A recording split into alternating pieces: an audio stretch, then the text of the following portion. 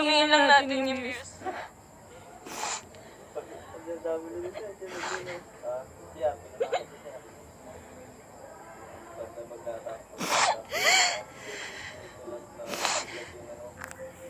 Magsasalita na po ako. Magsasalita na po ako. Tanungin lang po natin yung views.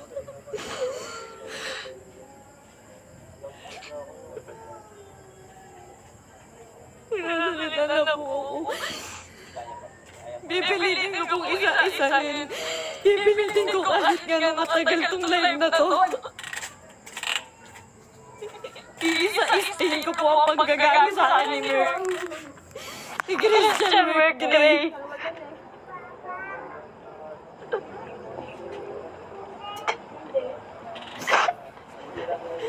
Ginago po ako ng taong yun. Ginamit po ako ni Christian Merc Gray. Lahat po ng nangyayari sa lahat ng video namin, mula umpisa hanggang ngayon, scripted. Lahat po yun sinunod ko dahil mahal ko siya. Dahil gusto ko ibigay yung buhay na gusto niya. Kung magtataka po kayo, kung bakit maraming nawawala sa amin sa Team Murphy dahil sa kanya. Dahil po sa ugali ni Merc. Napakademonyo po ng ugali ni Merc. Ginago niya po lahat.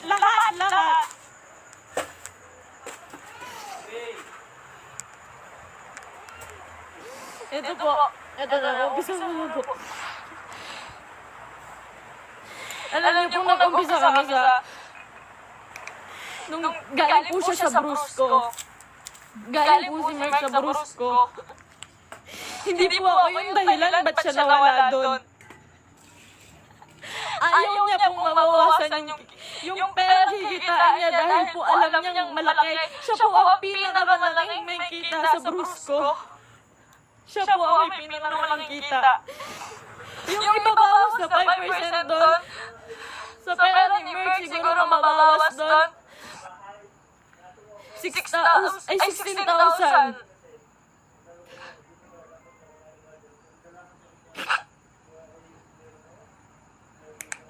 Lahat po ng kaibigan niya ginamit niya. Hindi ko na po kasi kaya eh.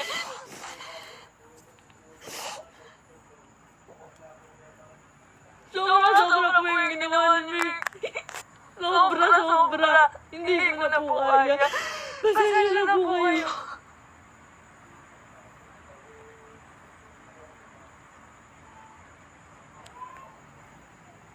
Napakawalang yung tao niya ni Merc. Lahat po ginago niya, pamilya ko. Lahat po ng tao sa paligid niya, ginamit niya po. Scripted po lahat ng nangyayari. Sinusunod ko po siya.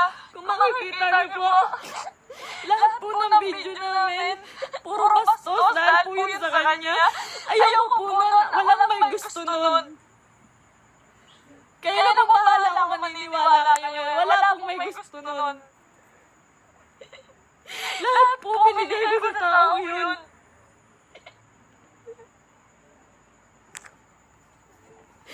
Lahat po ng panggagamit sa katawan ko, lahat po ng pagpapakita ng kung ano sa katawan ko, siya po ang may gusto nun. Nagagalit po siya pag ayaw ko. Ang sasabihin niya, para sa atin to. Para sa atin to. Pero hindi ko naman dahil po. Napakalaki po ng kinita ni Merc. Wala po siyang binibigay sa akin. Kung sasabihin niyo po na pera lang ang habol ko sa kanya. Kung makikita niyo po yung bahay namin, hindi niyo po napagawa yun. Hindi niyo po pinagawa yung bahay namin nung unahin niya pa po yung iba. Sa laki ng kinikita ni Merc, sa milyon ang kinikita niya sa isang buwan, 5,000 lang po ang binibigay sa akin yan, pati kay mama. Sa Sa magulang ko po, 5,000 lang po, isusumbat niya pa. Mumurahin niya yung magulang. Sa akin na lang po tumitingin yung pamilya ko, ba't nila sinusunod si Mark? Kada pupunta po sila sa bahay, may pagkain na sila, maghihintay kami ng script niya. Magagalit pa po yan pag nagkakamali ako. Kamusta ako? Ultimo shampoo namin, sabon namin, ako pa bumibili. Grabe po ang babastos sa akin ni Mark.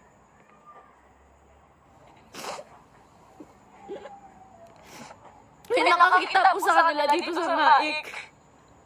Relax niya pa po pala yung babae kahit kanino. Pinakilala niya pa kung kanino dito sa Naik. Sa mga taong malapit sa akin. Hindi niya alam.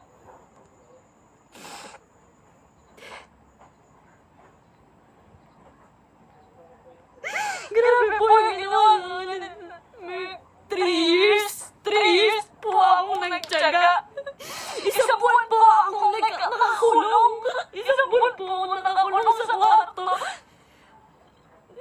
Kinukulong niya po ako kasi bawal daw po ako makita ng kahit sino ng kapitbahay. Nandito lang po ako pag uuwi po ako sa Antipolo. Madadala niya po lahat. Kahit piso lang doon sa tinira namin. Iniwan niya po ako doon para lang po sa babae. Sabi niya po may sponsor. Iniwan niya po ako sa Cebu. Magkasama po kami doon isang araw po. Ang usapan po ay 1 linggo po kami doon. Kasi po pupunta na po kaming Canada. Mas malaki po kasi yung kita sa Canada. Kaya po kami pupunta ng Canada, pero hindi ko na po kaya.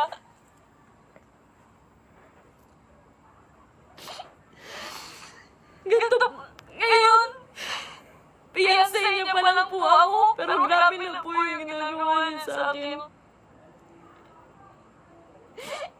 Sobrang mukhang pera ni Mark.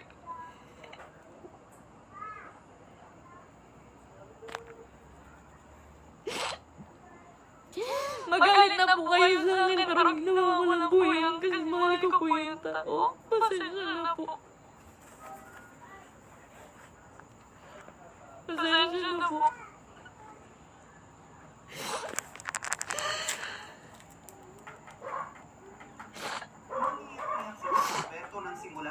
Ngayon po, wala pa rin po si Mark.